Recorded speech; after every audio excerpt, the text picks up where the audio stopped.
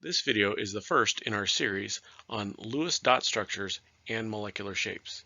In this series, we'll describe different bond polarities, how the electrons are distributed throughout bonds, look at how we can determine the three-dimensional shapes and how things are bound together using the Lewis dot structure method, and then using the VSEPR valence shell electron pair repulsion theory, look at how we can predict what the three-dimensional structures of molecules will be. The learning objectives for this series of videos include: given two atoms, determine how polar or ionic their bonds will be.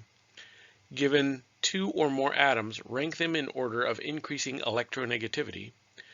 Describe the trends in bond energies relative to both length and type. For example, single, double versus triple bonds.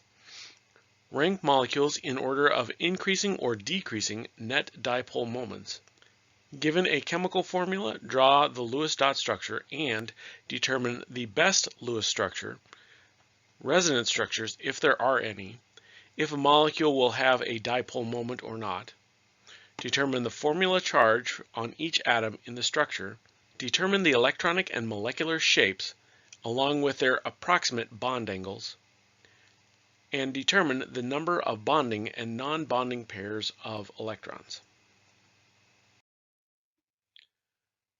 Here are some of the key terms for this series: polarity, dipole, dipole moments, electronegativity, bond types, including pure covalent, nonpolar, polar covalent, and ionic, Lewis structure, resonance, formal charge, bond energies, and then you should also know your 6 different types of electronic geometries and their corresponding 13 types of molecular geometries.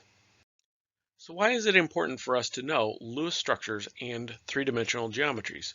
Well, Lewis structures are one of the most common methods for communicating information about chemicals in chemistry.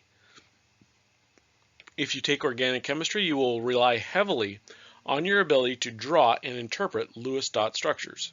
The electronic and molecular geometries will help us to interpret the three-dimensional shapes of molecules.